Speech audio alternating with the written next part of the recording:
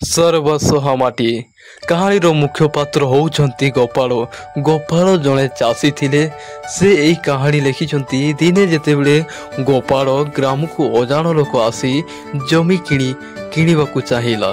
सेतेबेले गोपाल को बहुत टंका बहुत धनरत्न देवे बोली कहले, किंतु गोपाल तांको कथार सहमत हेले नहीं। से कहिछंती माटी बेचिबा माने माँ को बेचिबा। सेही तो मन भावनारो माँ पति माने माटी माँ पति एते ता भलो पाइबा से यही कवितार वर्णना करिछंती।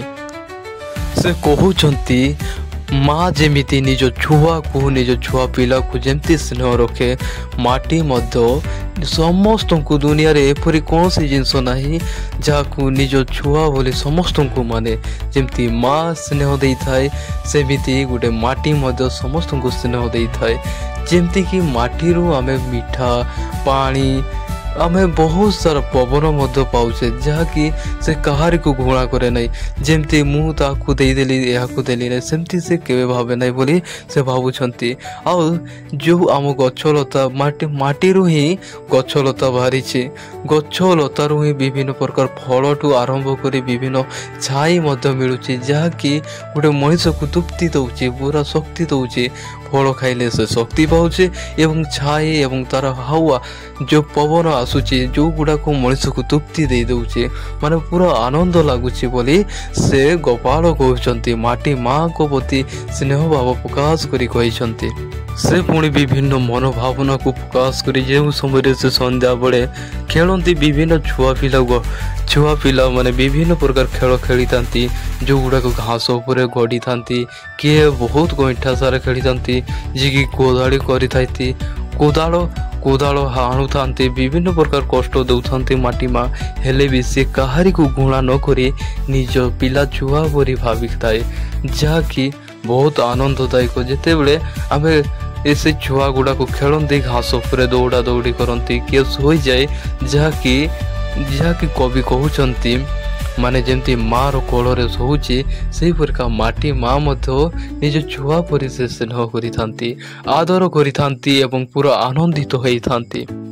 से पुणी जेतेबेले देखुछंती कि जड़े लोक असुस्थ हो पड़े सेतेबेले विभिन्न प्रकार औषध दरकार होता है जोटा कि माटी माँ द्वारा ही पाई थाए।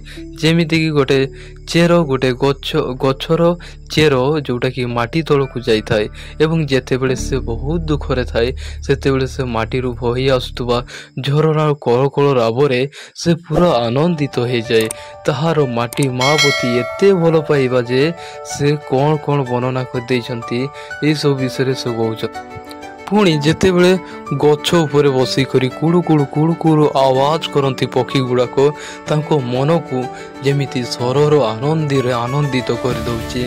से कहउचंती एही परिका जीवन आप माने माँ कोलर बा माटी ठार मु स्वर्ग को जीवाक चाहू नाही बोली गोपाल भावुचंती। से चिंता मग्न रे बसिचंती।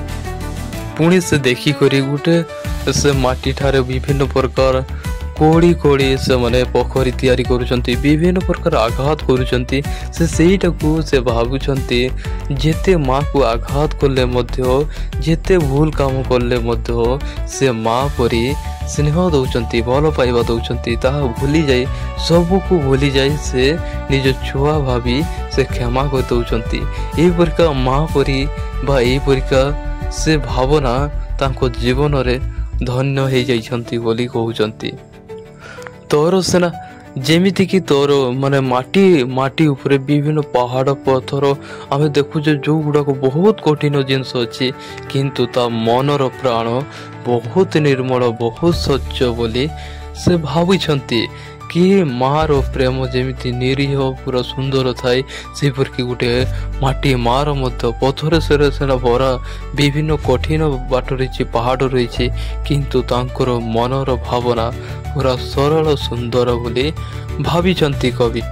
से दिन राति आम पाई केते ना कार्य करुचे गोटे फल गछटू आरंभ करी फल फलिबा पर्यंत से बहुत सारा कष्ट सही करी गोटे गछ को धरी रोचे तापरे से फल फुटुची से फल पाचुची तापरे जाई गोटे मनीष पूरा सुंदर शक्ति माने गोटे सुंदरता भाव से खाऊचे केते सुंदरता रही ए माटी मार ଯେତେବେଳେ ଅନ୍ଧାର ମାନେ ସନ୍ଧ୍ୟା ହେଇଯାଏ ସେତେବେଳେ ପୁରା ମାନେ ସେ ଅନ୍ଧାରରେ ଆଲୋକିତ ମାନେ ଯେଉଁ ଆନନ୍ଦ ତ ସକାଳୁ ହୋଇ ଉଠେ ସେ ସମୟରେ ଅନ୍ଧାର ହେଲେ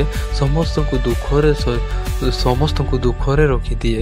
ଯେମିତିକି ଗୋଟେ ଯେଉଁ ଦିନରେ ଖେଳୁଥାଏ ଦିନରେ ହସୁଥାଏ ଦିନରେ ବୁଲି ପାରୁଥାଏ ରାତି ହେଲେ ସମସ୍ତେ ନିଜ ନିଜ ଘରକୁ ଫେରିଯାଆନ୍ତି। ବିଭିନ୍ନ ଦୁଃଖ ସହିତ ସେମାନେ ଫେରିଯାଆନ୍ତି। କିନ୍ତୁ ଯେତେବେଳେ ସକାଳ ହେଇଯାଏ ପୁଣି ଥରେ ସେ ଜାଗ୍ରତ କରେ ମାନେ ମାଟି ମା ଆମ ପାଇଁ କେତେ କାମ କରୁଛି। ସେ ପୁଣି ଏହି ଭାରତ ଭୂମିରେ ସେ ବୀର ପରି ଜନ୍ମ ଦେଇଛନ୍ତି, ବୀରମାନଙ୍କୁ ଜନ୍ମ ଦେଇଛନ୍ତି ଏବଂ ମହାଦେବମାନଙ୍କୁ ଜନ୍ମ ଦେଇଛନ୍ତି। ଯେତେ ସବୁ ଦେବତା ରହିଛି ସେମାନଙ୍କୁ ଜନ୍ମ ଦେଇଛି। ତାହେଲେ ମୁଁ ପୁଣ୍ୟ ହେଇଛି, ଏ ଜୀବନ ପାଇଛି, ବହୁତ ତପସ୍ୟା କରି ମୁଁ ଏହି ଜୀବନ ପାଇଛି ବୋଲି କହୁଛନ୍ତି। ଏହି ତପସ୍ୟା ଯୋଗୁଁ ମୁଁ ଏଇ ଆଜି ନର ଜନ୍ମ ପାଇଛି, ଗୋଟେ ମନୁଷ୍ୟ ଜନ୍ମ ପାଇଛି। ଏ ଜୀବନକୁ ମୁଁ ସହଜରେ ଯିବାକୁ ଚାହିଁବି ନାହିଁ। ଯଦି ମାଟି ମା ଆମ ପାଇଁ ଏତେ ସବୁ କାମ କରୁଛନ୍ତି ତେବେ ମାଟି ମା ପରି ମୁଁ ମଧ୍ୟ ଏ ପ୍ରାଣ ମଧ୍ୟ ଦେବା ପାଇଁ ପ୍ରସ୍ତୁତ ବୋଲି ସେ କହିଛନ୍ତି। ଯଦି ଯେଉଁ ମାନଙ୍କର ଭାବନା ଚେତନା ଆସିନାହିଁ ସେମାନଙ୍କୁ ଏହିପରିକି ଭାବିବା ଉଚିତ ମାଟି ମା ଆମ ପାଇଁ କେତେ କଷ୍ଟ ସହିଛି, କେତେ କାମ କରିଛି। ତାହେଲେ ଆମ ପ୍ରାଣ ମଧ୍ୟ ମାଟି ମାକୁ ସମର୍ପଣ କରିଦେବା, ନିଜର କର୍ମକୁ ଶ୍ରେଷ୍ଠ କର୍ମ କରିବା ବୋଲି କବି ମଧ୍ୟ ଗୋପାଳ ଭାବିଛନ୍ତି। ଏହି କାହାଣୀ ଗୋଟେ ଭାବନାର କାହାଣୀ ଯେଉଁଟାକି ବହୁତ ସୁନ୍ଦର ରହିଛି।